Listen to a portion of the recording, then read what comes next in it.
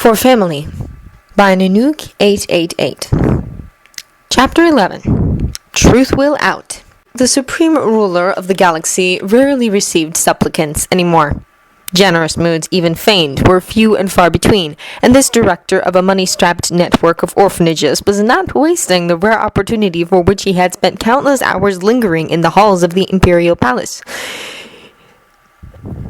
Each day the children pledge allegiance to your esteemed majesty, and each day they salute to the imperial anthem. They are desperate to grow up into useful, skilled citizens who can dedicate their lives in service to the glorious empire. Increased funds would allow us to provide the necessary schooling and enable these fervently loyal children to realize these dreams. We implore your majesty, in your great generosity and infinite wisdom, to bestow upon us merely a small token, so that we can raise these orphans as devoted servants of the empire. Whatever remained of the man's obsequious spiel was never heard. The Emperor abruptly tensed, his pale, gnarled hands clutching the armrests of his throne in a death grip as he inhaled sharply through pursed lips.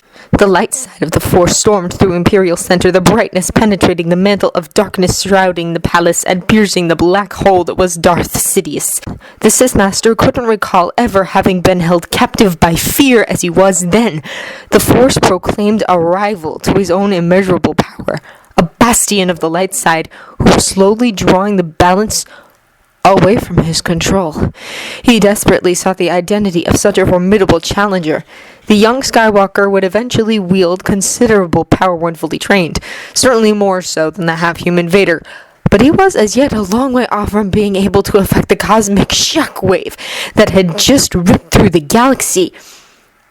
Or was it possible for the young man to have suddenly become so inordinately strong? Another prospect occurred to him, one far more disconcerting. Back in the waning days of the Old Republic, there had been another Skywalker who had, at pressured moments, reached soaring heights of power as was rarely seen amongst the Jedi. Had Anakin Skywalker returned? But if he had, why had Palpatine not sensed the death of Darth Vader? He mentally plucked the bond with his apprentice to confirm it was indeed still there. Or perhaps it was Vader assisting young Skywalker, or even a group of Jedi whom his apprentice had failed to eradicate and were now banding together.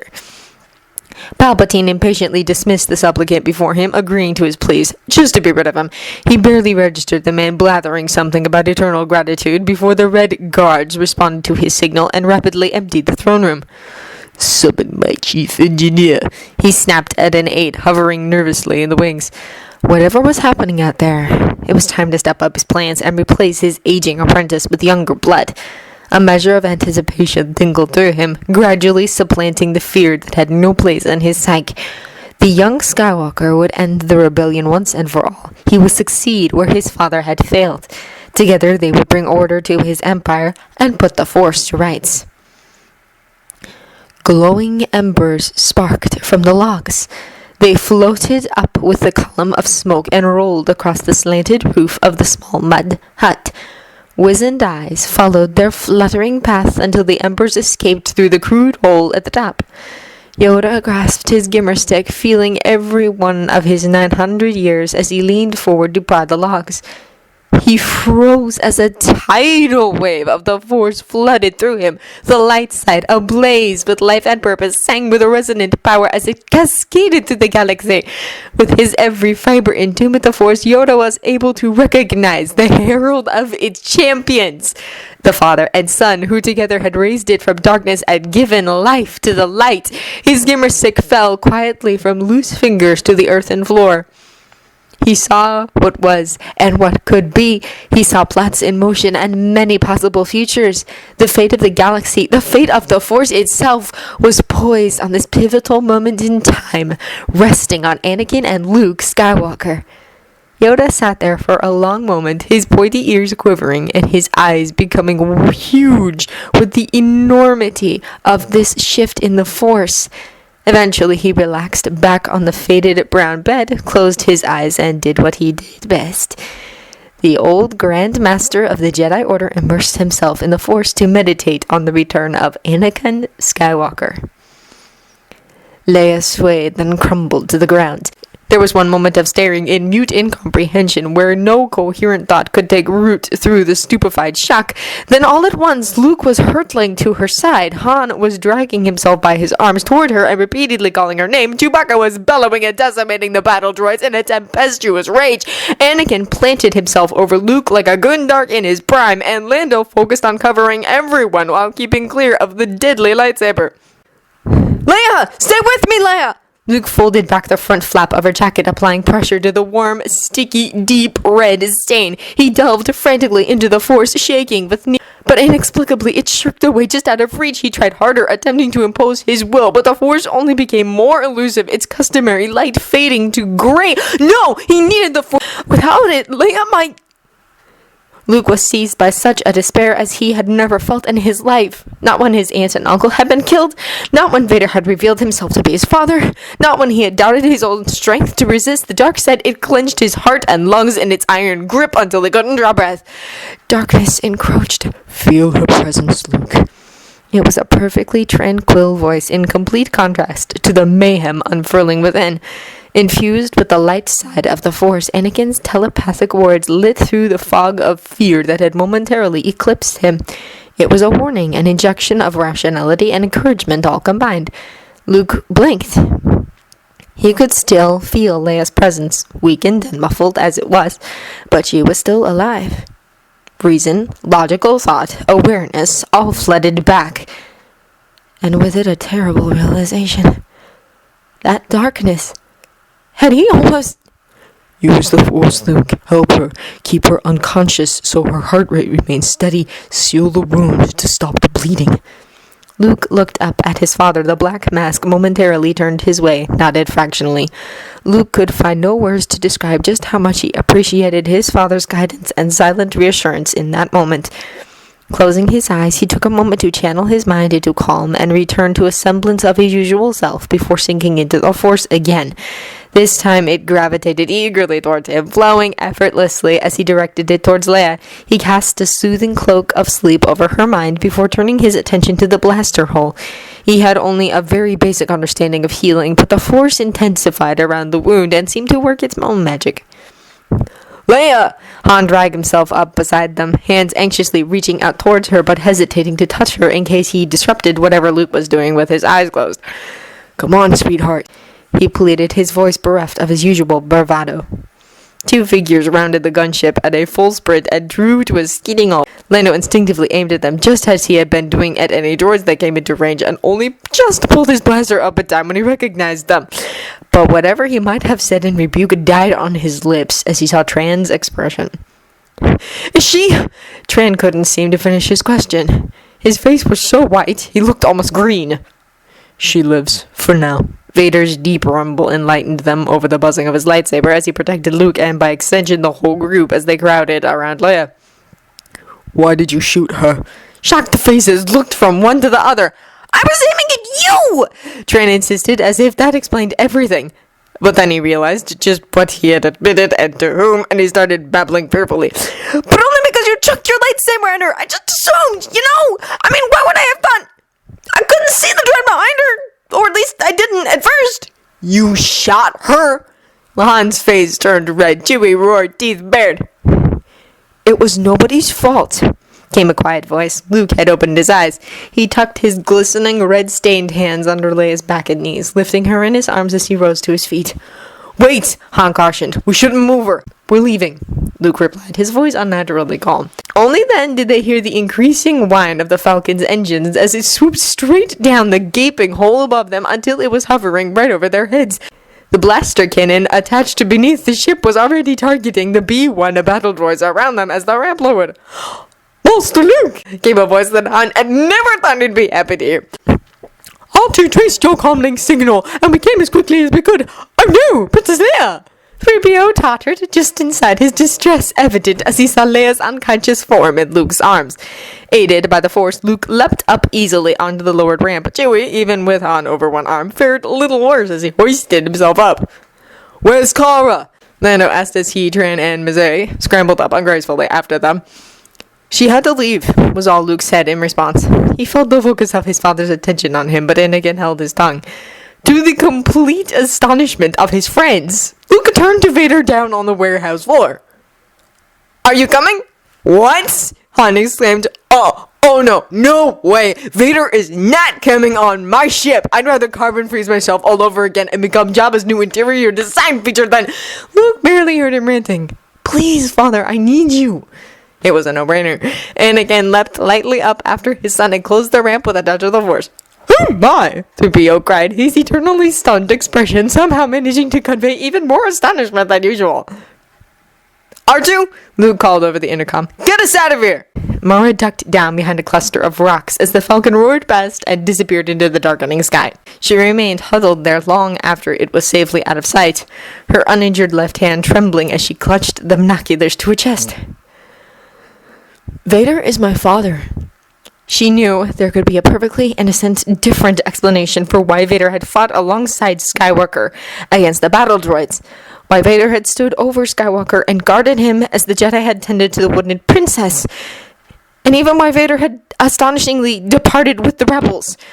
She also knew that she had been watching through macro binoculars, lacking in image enhancement and in the diminishing light of dusk. Both increased the likelihood of her having misinterpreted the protectiveness she had attributed to the Dark Lord's behavior down on the warehouse floor. But none of that changed the fact that Skywalker's simple statement made perfect sense. "He's holding you back. Everyone is a tool to him. There are many others." Bone-numbing cold seeped through her. Was it possible? Her entire life's purpose, all the years that she had suffered, endured, served. Could it all be nothing but a lie? Was she only just one of many agents that the Emperor exploited as he saw fit? Did her master care for her at all? An avalanche of doubt threatened to bury her alive. No! Skywalker was just playing Jedi mind tricks on her, that's all it was. It had to be. Desperately, fiercely clinging to denial, she forced herself to her feet and limped back to the Corellian freighter docked in the shadow of the rocky incline. She was Mara Jade, the Emperor's hand, loyal to the end. And she knew just what she needed to do to prove her worth. Her master would show that he cared. "Admiral." "Yes, Lord Vader?" "I will be unreachable for several hours. Continue orbiting Geonosis and await my orders." "As you wish, my lord." A nightmare come to life. That's what it was. Only worse. It was a herd of Nexu and a great dragon den rolled into one, specifically into one Sith spawn-shaped package travel-sized for Han's convenience, or inconvenience, as was decidedly the case here. It didn't even matter how R2 had modified the Falcon to be able to fly its solo. Vader absolutely, categorically could not be on his ship. Han snapped from behind them as the Dark Lord switched off his comlink and followed Luke around the main corridor. "You're getting off, Vader. Right here, right now." "Make me." Han only became more livid, not put off by the fact that he couldn't possibly intimidate the Dark Lord, especially with Chewie carrying him. "Oh yeah, well you just watch, I'll expel you from the Falcon right into space and you'll explode into a million tiny little pieces perfect for mashing into bantha fodder. Both of you, please!" Luke interjected wearily. He slowed briefly by the hologram board in the rec area. "Can you wait here?" he asked Vader, and Han's brows rose in shock as the Dark Lord lowered himself obediently onto the curved seat without fuss. Luke hurried on to the crew quarters with Leia cocooned protectively in his arms, and Chewie immediately began to follow. "Wait!" Han protested, his gaze drawn to Vader, sitting there unsupervised, his large frame making the lounge seat look as if it had been designed for children. Chewie merely howled. "He's fine there." Han gaped. When was Vader ever fine sitting on his ship? And what could possibly have possessed the kid to invite him on board in the first place anyway? "I am not here to cause you harm," Vader reassured, although it was hardly reassuring coming from the Dark Lord. "If I wished you dead, I would not have prevented Boba Fett from using the thermal detonator." "Yeah, of course you did," Han said, not bothering to hide his cynicism. "Why are you here?" "Luke asked me to come." Things were going from bad to downright bizarre. Since when was Luke just Luke to Darth Vader? But before he could dig any further, Chewie was impatiently heading for the crew quarters, leaving him no choice but to suspend his questions for later. Blast his legs! The door slid open with a quiet release of air. Luke was sitting on a bunk with Leia propped up awkwardly between his knees, her shoulders exposed where he had cut away her jumpsuit. The contents of an emergency medical kit were scattered around him. Evidently discarded in his hasty search for the dressings, he was now sealing around both the front and back of her shoulder with infinite tenderness. Leia's head was resting back on Luke's shoulder, her beautiful ashen face closed off to the world, and her mind far beyond their reach. Han's gut clenched. He still didn't know how long he had been frozen in carbonite and effectively out of the picture, but it was obvious that these two had grown very close. He'd seen how she had instinctively reached out to Luke when she had been shot, how Luke had practically flown to her side. The intimacy between them was as plain as day, and any special moments that Han had shared with her in the past was purely that. In the past. Even as Han felt a painful sense of loss that he had never experienced before at the thought of letting Leia go, he knew he wouldn't get in their way. It wasn't like him to put somebody else before his own feelings, and he couldn't explain it, other than that it was Leia and it was Luke. They were his friends, and for him that was reason enough. How was she? Han asked softly as Chewie carried him in. Luke extracted himself from his awkward position around her and gently lay her down on the bunk. His reply was equally quiet. I managed to stem the bleeding and she's stable for now, but we need to get her to the medical frigate. Can you watch her for a while? Sure. Or if you wanted to stay with her, I can get us where we need to go. Han offered, thinking that the kid would probably prefer to stay with Leia. Luke gave him an odd look. No, I better go. I have the fleet coordinates. He paused as Chewie set Han down close by Leia's head on a second bunker. How are you holding up? Han shrugged, glancing at their unconscious friend. A lot better than Leia, that's for sure. We'll get you checked out too, Luke promised as he headed for the door, though Han couldn't help wondering whether they'd really get there with a Vader in their midst. You alright, Chewie? Luke asked. Chewie howled, nodding. Hey, kid, Han called. Luke turned in the doorway. Thanks. Thanks for coming after me. I owe you one. Luke gave him a faint smile. We wouldn't have left you, Han. But you know something? Without Vader, it sure would have taken a lot longer. Vader, again! Han started spluttering his protest, but the door had already slid shut. His eyebrows drew together in a frustrated scowl. Alright, Chewie, what in the blazes has been going on around here? As Luke returned to the rec area, he was met by the rest of the gang entering from the main corridor. Although they had seen Vader aboard with them in the warehouse, the sight of the armored giant sitting at the table where they had spent many hours playing Dejaring still drew them up short. R2, how long to the fleet? Luke asked. Well, Master Luke, 3PO began, that's what we came to tell you. R2 is struggling to obtain a signal from Home 1. He says... R2's affronted beeping interrupted him. It's a figure of speech, you stupid lug. There's no difference in saying that you are struggling to obtain a signal and there simply being no return signal. What's the problem exactly? Luke interrupted, knowing how the two could carry on. 3PO translated the answering whistles. He says that there is no responding signal from Home 1. It appears the ship is not at the prearranged coordinates. It's not there? Lando, did you give R2 the correct... They relocated. The quick interruption swung everyone's attention to Tran, who hovered behind them, shifting from foot to foot. What do you mean? Luke prompted. Tran's shifty eyes refused to look at anyone. Lando grabbed him by the scruff of the neck and hauled him forward. Stop talking, he snapped. The fleet has moved. Home 1 will calm the Falcon with the new coordinates in... Tran glanced at his chronowatch. 3 hours.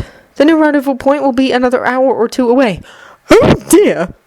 3PO exclaimed unhopefully. Lando tightened his grip and leaned into Trent's face. So it wasn't enough to just shoot Leia? The fleet was supposed to be on standby so we could bring Han out of Carbonite! He was stopped by a firm hand on the shoulder and he reluctantly let go as Luke stepped in between them. Unlike Lando, Luke's demeanor was calm and unfazed, and it encouraged Trent to be honest. Luke quietly studied the Corellian's face a moment before voicing his suspicions. Was it General Madine? John gulped. How had the commander guessed? It must have been another of those Jedi abilities. Lando looked rather startled at this allegation. Did the general have the fleet relocated in case Vader forced us to reveal its location? Luke continued. Despite Jade's warning not to reveal his orders, Tran only hesitated a moment. That lot of good the General's advice had done them so far. Tran had ended up shooting the princess when he had mistaken Vader saving her life as something sinister, and now they were stranded without medics. Commander Skywalker had been right about Vader all along, even if the prospect of being allied with the Sith Lord still gave him the creeps, and he decided to come clean. Yes, sir, he confirmed. And the General also ordered you to keep an eye on Vader, in case he turned on us. John threw a nervous look at the Dark Lord, who still cut a frightening figure even when seated. Yes, sir. And you have no idea where the fleet currently is? No, sir. Luke nodded and addressed the group as a whole. We need to find a medical facility. The others were instantly arguing over where might be the nearest and safest, and whether to risk going to a rebel facility with Vader in tow, or to attempt sneaking into an Imperial clinic in disguise. 4 earnest opinions made for a rowdy debate. Tran was anxious to make up for his role in the predicament they found themselves in. Mazay had also known of the General's orders and felt partially responsible. Lando just wanted to save Leia, and 3PO believed he knew best. R2's splat indicated he was not impressed. The great decision-making process of the Rebel Alliance, Anakin observed, amused in spite of himself. Leia would have quickly had them in hand, Luke replied quietly. Anakin took one look at his son's grim face and slipped out into the corridor. Senses clouded by the Force, nobody but Luke noticed his departure. Everyone did notice, however, when they were almost thrown off their feet as the ship launched into light speed. Lando rushed out towards the cockpit, only to hastily reverse back in a moment later as Vader returned. Where are we going? Luke asked mildly. He seemed to be alone in his lack of concern that Vader had just plotted them on an unknown course. A private medical facility with excellent medical care, not known to either the Alliance or the Empire. With the Falcon's hyperdrive, it will take less than 2 hours. Luke nodded, sending his father a silent message of thanks. But not everyone was appeased. It was Lando who plucked up the courage to voice his doubts within Vader's hearing. Is this wise, Luke? Luke's reply was simple. We rescued Han, didn't we? And that seemed to settle it. I'm sorry, Father. I shouldn't have asked you to come. They were alone in the rec room, the others having gone to visit Leia, or rest. Just another way of saying they wanted to avoid Vader. But Luke still communicated telepathically, so they couldn't be overheard. Sitting shoulder to shoulder on the lounge seat, their proximity and ever-strengthening bond made it the easiest thing in the world to link their thoughts. Anakin seemed to ponder that comment. Do you regret my being here? He asked eventually, masking his hurt. Oh, no, I didn't mean it like that, Luke assured as he realized how it must have sounded. I'm selfishly very glad you're here, but I've put you in a difficult position. My friends still don't trust you, and your men on Geonosis must be wondering what's happened to you. Don't worry about that, Anakin dismissed in relief. Piet can handle it, and I don't blame your friends for not wanting me here. Still, Luke trailed off, and Anakin didn't push the issue. Neither of them had dared to entertain much hope of being together again so soon after Naboo, and they weren't keen to spend the time dredging up the ugly history of Darth Vader. Can I ask what happened on Geonosis with my mother? Luke asked tentatively. There had been so much to explain indeed that Anakin had barely even had time to give the short version. Although it was one of the tenderest memories, he was glad that he could give Luke another glimpse of the incredible woman who had been his mother. He threw his son a smile to reassure that it was okay, and Luke sensed the emotion behind the gesture, even if he couldn't say it. Anakin cast his mind back. There was no us before Geonosis. It was the place where everything changed. Until then, your mother had insisted that there could be no future between us. It was a time when the Separatists were getting strength, with the fighting escalating and spreading, and her role as an influential senator was crucial in campaigning for diplomacy. As for me, the Jedi were forbidden to form attachments, and I would have been expelled from the Order. There was no place for love in our lives. Just after my mother died, Anakin continued, setting the context with the barest of words, having already explained that dark event during their conversations on Naboo. When we were still on Tatooine, we received a report from Obi-Wan that the Separatists were allying themselves with powerful banks and trade corporations. It was in the foundries of Geonosis, where Count Dooku was amassing a droid army great enough to challenge the Republic and the Jedi. Obi-Wan was captured, but if it wasn't for your mother, we might not have been able to go and rescue him. His message had also revealed that it was the Trade Federation who was behind the assassination attempts on Padme, and Master Windu had ordered me to protect her at all costs, while the Jedi went to deal with Dooku. Even though I wanted to go after Obi-Wan and Geonosis was less than a parsec from Tatooine. With what had just happened with the Sand People, I couldn't disobey. But your mother simply claimed that she was going to rescue Obi-Wan, and if I wanted to protect her, I'd just have to go along. Luke couldn't help smiling at the image of the headstrong, clever woman his father depicted. When we arrived on Geonosis, we were caught up in the Foundry's production lines, as you were, and we were eventually captured. We were sent to the execution area to be put to death with Obi-Wan. His tone softened. As we were being led into the arena, as our lives were about to be destroyed, she suddenly told me that she loved me, that she couldn't control it anymore. She wanted me to know before we died. She truly, deeply loved me. He swallowed past a large lump in his throat. I had loved her since I was a slave boy on Tatooine, when I thought she was an angel from the moons of Iego, and my feelings had only grown with time. I pledged to spend the rest of my life with her then and there. We managed to defeat the beasts in the arena and escape the separatist forces with the aid of over 200 Jedi. Luke's eyes widened at the thought of so many. And Master Yoda turning up with the first clone troopers the galaxy had ever seen. The Battle of Geonosis, it came to be called, and it was the start of the Clone Wars. It also involved my first encounter with Dooku, and my first prosthetic. He found himself flexing his right hand, and he consciously relaxed it as he turned his mind to what had followed on Naboo. After we left Geonosis, I escorted your mother home to Naboo. We were married in a secret ceremony on Varigna. Even now he could see it in his mind's eye, the beautiful arbor overlooking the sparkling lake, where he and Padme had stood before the pontifex of the Brotherhood of Cognizance. The memory was saturated with warmth and tranquility, much as they had been on that day when they were bathed in the glow of the setting sun, and he opened himself to the mental link to share the treasured feeling with their son.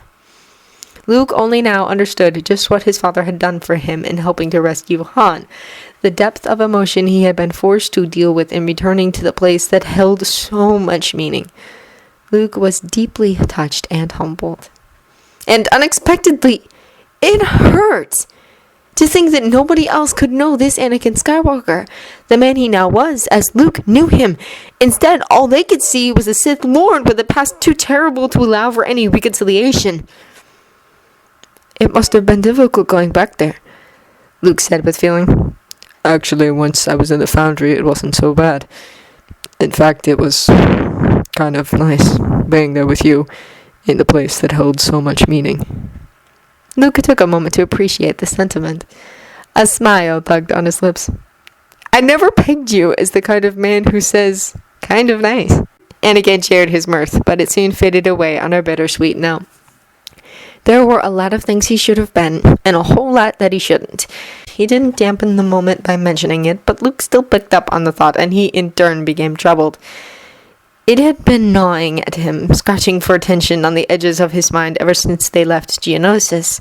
He closed his eyes, but the resulting blackness behind his lids only served to intensify the memory. His desperate attempts to reach the life-giving force, the swirling dark that had answered in its place. There was an extraordinary potency even in the merest glimpse, only awaiting his acceptance, beckoning him, seductive and tempting.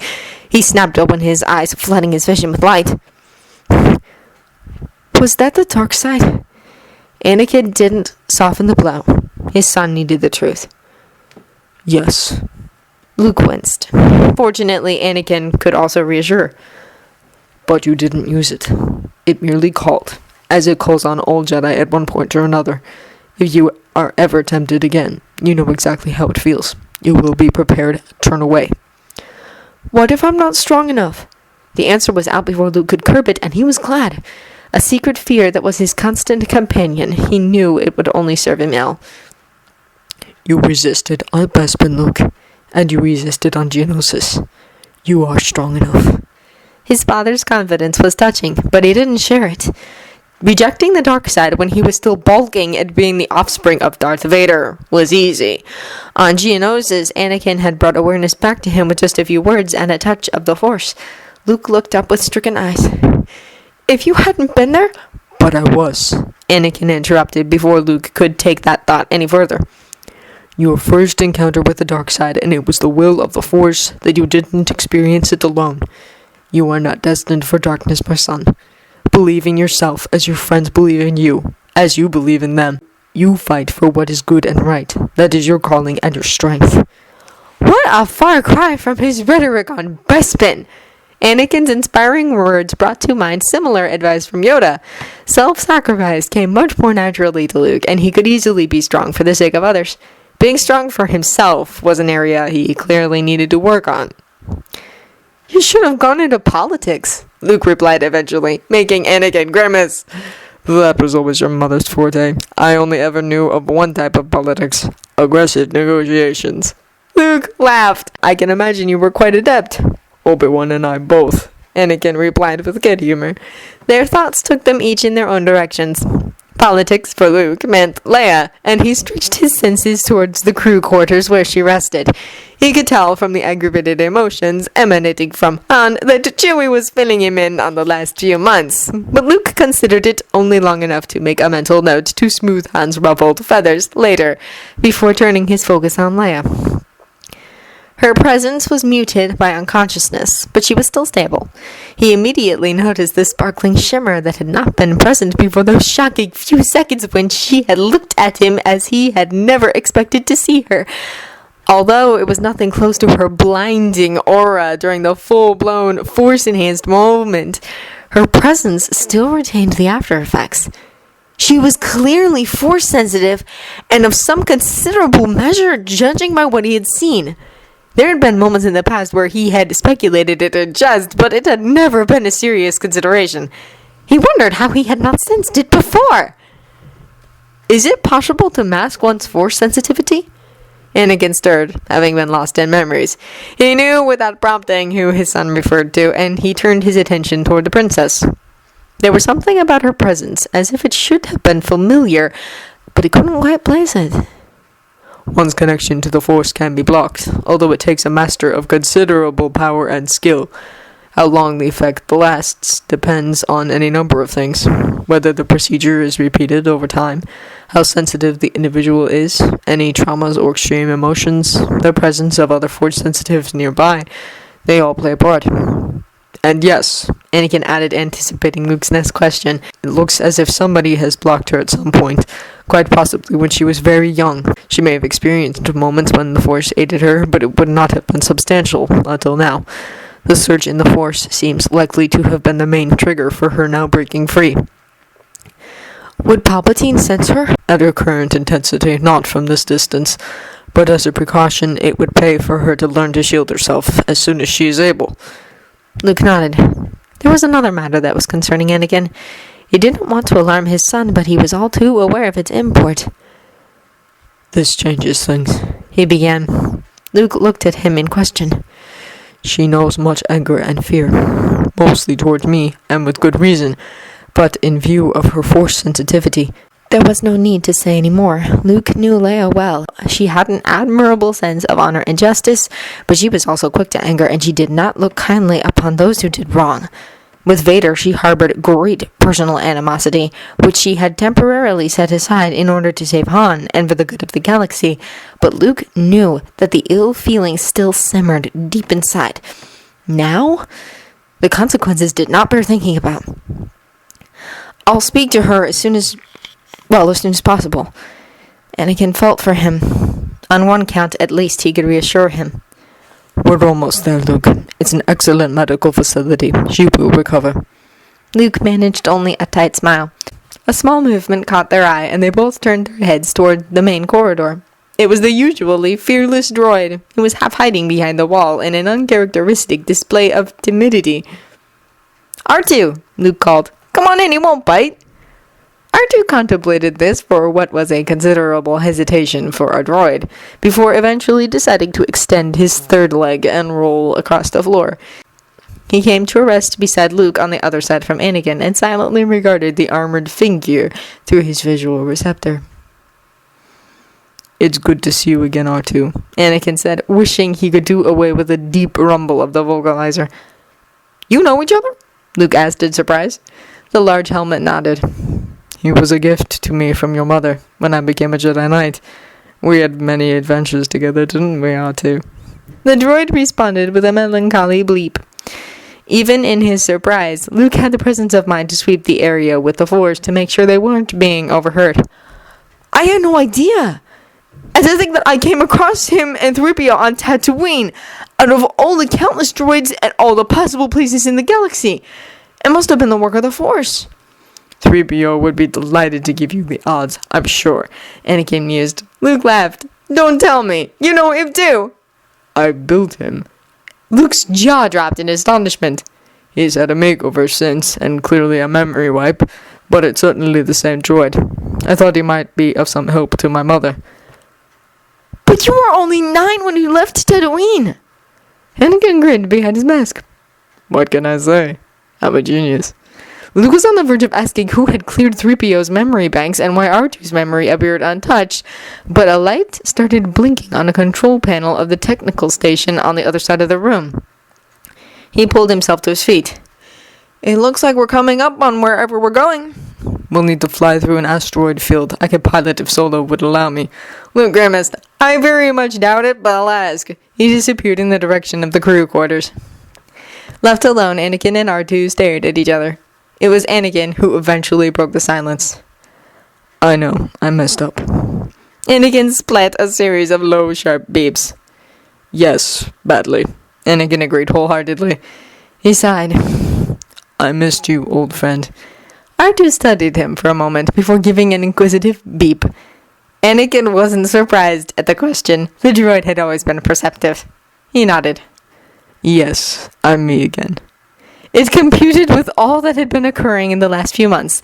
This was Anakin Skywalker, with a whistle that somehow managed to express joy, reproach, and sentimentality all at once. R2 closed the distance between them and bumped gently into Anakin's leg. Whoever said droids didn't have feelings, Anakin wondered, as he placed a hand gently on his domed head. Han was glaring with poorly concealed aversion at Vader seated beside him as Luke and Chewie flew the Falcon through the dense asteroid field. Although he was starting to regain movement in one leg, terrible pins and needles intermittently racked his left arm, making it unsafe to fly his ship.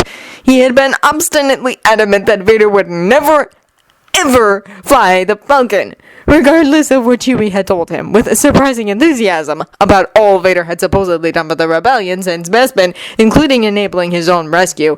He wasn't ever going to forget who had put him in carbonite in the first place. Han only tolerated Vader's presence in the cockpit out of the pressing need to get Leia medical help, and the fact that Luke seemed so sure that that was really where Vader was taking them. They followed Vader's directions and flew deeper into the asteroid field. "Is that it? Polis Massa?" Luke asked, reading the scopes. The misshapen rock grew in the viewport as they approached. "What a piece of junk," Han complained. Chewie growled something, making Han frown. "Yeah, well, she does have it where it counts," he mumbled, and Luke was reminded of his identical reaction when he'd seen the Millennium Falcon for the first time in Mos Eisley. A simple farm boy he had been then, with the death of his aunt and uncle still a fresh wound, off to rescue a beautiful princess with an old mysterious hermit on some harebrained adventure. What a lifetime ago that was! They closed in on the surface. As they flew over an extensive archaeological site, landing beacons started blinking in front of them. "Follow the lights in," Vader instructed. Luke guided the Falcon into the small hangar and docked it a safe distance away from the 2 Kaledahans who had appeared to greet them. "Ready the princess, but wait on board until I go," Vader, his father, said before hurrying out of the cockpit. Anakin was just finishing speaking to the 2 natives in low tones when he gave a mental signal, and Luke led his friends from the Falcon. Chewie carried Leia, and Han hobbled along with the use of makeshift crutches that Chewie had assembled out of some old poles he found in the cargo hold. R2 brought up the rear, while Lando, Tran, Mizé, and 3PO remained on board. The taller Kaledahin disappeared off somewhere as the shorter one waited to greet them. Luke could discern no features on his face other than his red eyes, but there was a pervading sense of serenity about him. "Welcome, Luke Skywalker, Chewbacca, Han Solo, R2-D2. And this must be Princess Leia Organa," he said, indicating her unconscious form with his long 4 fingers. His soothing voice washed over them, even managing to assuage some of Han's misgivings about coming here. "I am Maneli Toon. Lord Vader informs us that the princess requires urgent medical care. My colleague, Osh Skull, has gone ahead to prepare. This way, please." Toon led them to the same hidden facility where Anakin had been treated. He glanced at his son, his decision not to reveal his transformation weighing heavily on his mind. Although the concealment was motivated by his desire to protect the boy, the thought of keeping secrets from Luke still made him uncomfortable. There was an appreciative whistle. Han was staring wide-eyed through the translucent walls at the well-equipped medical facility, cheered for the first time since Leia had been shot. Luke had told him of Vader's assurances when he had taken the ship into lightspeed, and true to his word, there was nothing about the place within or without that suggested any ties with the Empire. Osh Skal appeared with a repulsor stretcher. Chewie laid her down gently and gave a sad moan as she was borne away. Toon turned to Han. "You also appear to be in need of medical treatment. May we be of assistance?"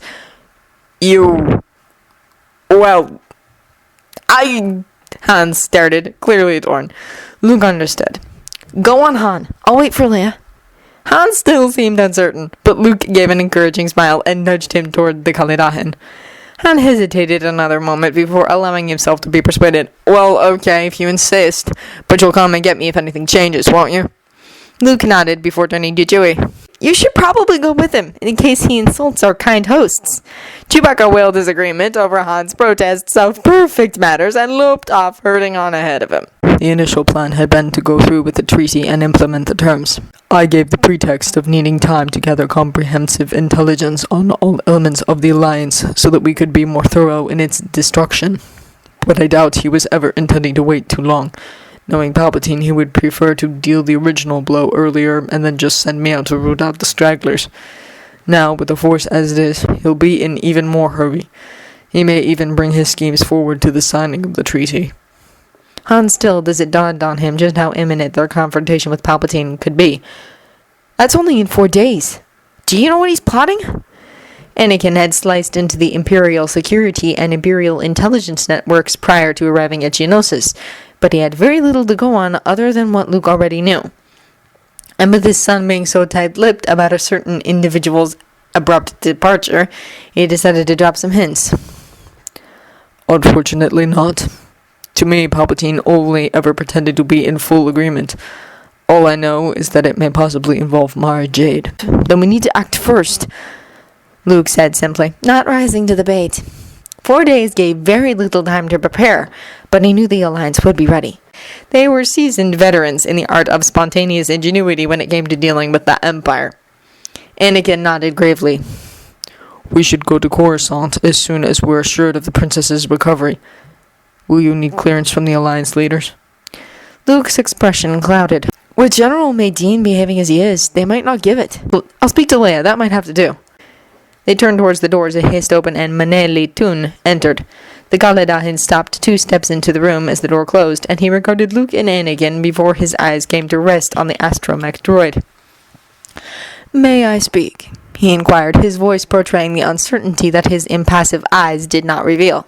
Luke was confused as to who was being addressed until his father took up the conversation.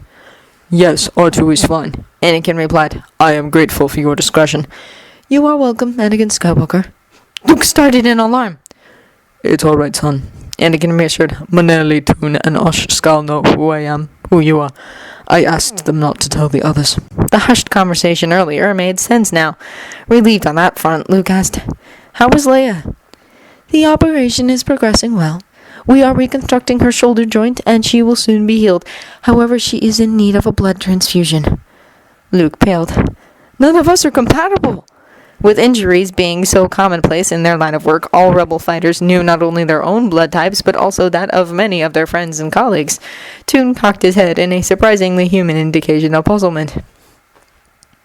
"I know that you are not. However your father is. In Luke's concern to help Leia, it didn't even register that this Kaladahin already knew his blood type. His surprise at the good news quickly turned into a pleading expression as he turned to Anakin, but his father was already holding his hands up in a placating gesture. Of course, there's no need to ask. Minutes later, Anakin was reclining in a chair, a large needle inserted in the vein on the inside of his elbow, through a small slit cut into his multi-ply sleeve and taped to his arm. Despite Toon monitoring closely, Luke watched the red liquid feeding through the tube into a large, flexible bag with growing concern. Are you sure you can give so much? He pressed. I'm sure. I'm healthier than I look. This will barely affect me. I'd be more worried about her reaction when she hears that she received my blood. This seemed to trouble Luke for a moment before she said, There's no alternatives. Besides, it's very fortunate that you happen to be compatible. What are the chances? He mused. Actually, Toon supplied calmly from beside them, it is not so incredible. Humans inherit the antigens in their blood genetically, so the possibility for compatibility is fairly high. Silence answered him. Luke's bewildered eyes darted to his father. Was Toon saying what he thought he was? Anakin was too stunned to do anything except stare blankly at Toon.